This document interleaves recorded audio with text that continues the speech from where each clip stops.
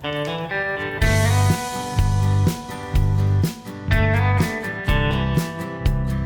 friends, welcome to Madras Samayal. இன்னைக்கு நம்ம மெட்ராஸ் சமையல்ல அட்டகாசமான அவல் கேசரி எப்படி பண்றதுன்னு பார்க்கலாம். இத ரொம்ப சூப்பரா சுலபமா செஞ்சு முடிச்சிடலாம். இது பண்றதுக்கு நம்ம இன்னைக்கு சர்க்கரை சேர்க்காம வெல்லம் சேர்த்து பண்ண போறோம். டேஸ்ட் ரொம்ப சூப்பரா இருக்கும். ஃபர்ஸ்ட் வெல்லத்தை கரைச்சி நம்ம பாகு ரெடி பண்ணி வச்சிடலாம். அதுக்கு ஒரு panல 1/2 கப் வெல்லம். நான் பவுடர் பண்ண வெல்லம் எடுத்துர்க்கேன். இது 60 கிராம். கூடவே கொஞ்சமா 1/4 கப் போல தண்ணி சேர்த்து வெல்லம் கரையட்டும். இந்த மாதிரி கரைஞ்சதும் இதை நம்ம வடிகட்டி வச்சிடலாம். அப்போ ஏதாச்சும் தூசி அழுக்கு இருந்துச்சுன்னா வந்துடும்.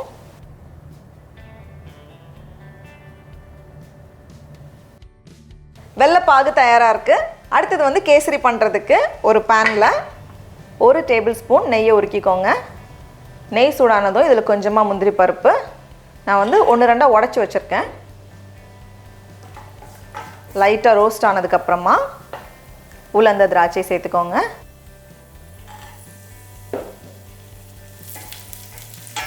இப்போ திராட்சை கொஞ்சம் பலூன் ஆனதும் இதை எடுத்து நம்ம வெளியே வச்சிடலாம்.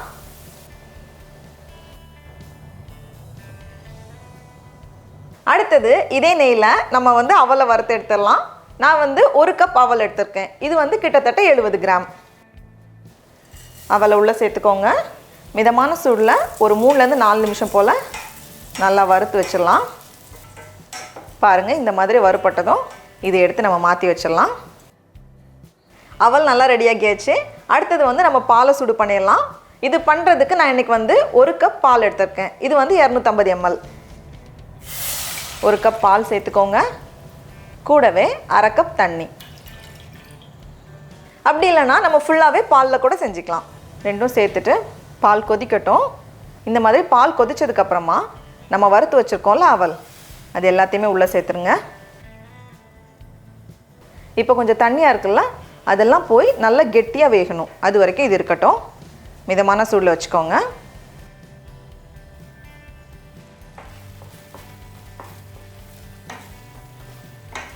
இப்போது ஓரளவுக்கு கெட்டியாகியிருக்கு. இன்னொரு 1 நிமிஷம் போல் இருக்கட்டும். இப்போது அவல் நல்லா வெந்திருக்கு. பால் எதுவுமே இல்லாமல் நல்லா குறைஞ்சிருக்கு. பார்த்தீங்களா? இந்த அளவு நல்லா கெட்டியானதுக்கப்புறமா இதில் நம்ம வெல்லம் சேர்க்கலாம். சில வெல்லத்தில் அசிடிட்டி இருக்கும். அதனால நம்ம பாலோடு சேர்த்ததும் சீக்கிரமாக தெரிஞ்சு போயிடும். இந்த மாதிரி நல்லா கெட்டியானதுக்கப்புறமா நம்ம சேர்த்தோன்னா தெரியாது. நம்ம கரைச்சி வச்சுருக்கோம்ல வெல்லம், அதை சேர்த்துக்கலாம். சேர்த்துட்டு இன்னும் கொஞ்சம் கெட்டியாகட்டும்.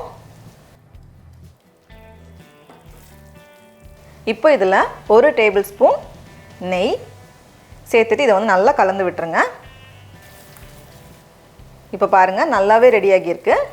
இதில் கடைசியாக 1 டேபிள் ஸ்பூன் நெய், வாசனைக்காக கொஞ்சம் ஏலக்காய் தூள், நம்ம வறுத்து வச்சுருக்க முந்திரி கிஸ்மிஸ் பழம் எல்லாத்தையும் சேர்த்துட்டு நல்லா ஒரு வாட்டி கலந்துட்டு நம்ம ஸ்டவ்வை ஆஃப் பண்ணிட வேண்டியது தான். அவ்வளோதான்.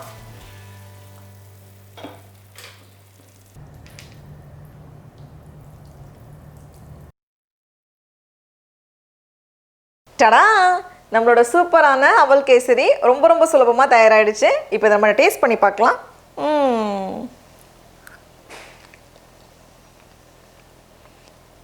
ரொம்ப சூப்பராக இருக்குது.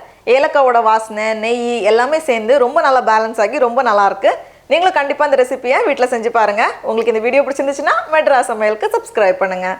நாவின் சுவையரும்புகள் மலரட்டும்.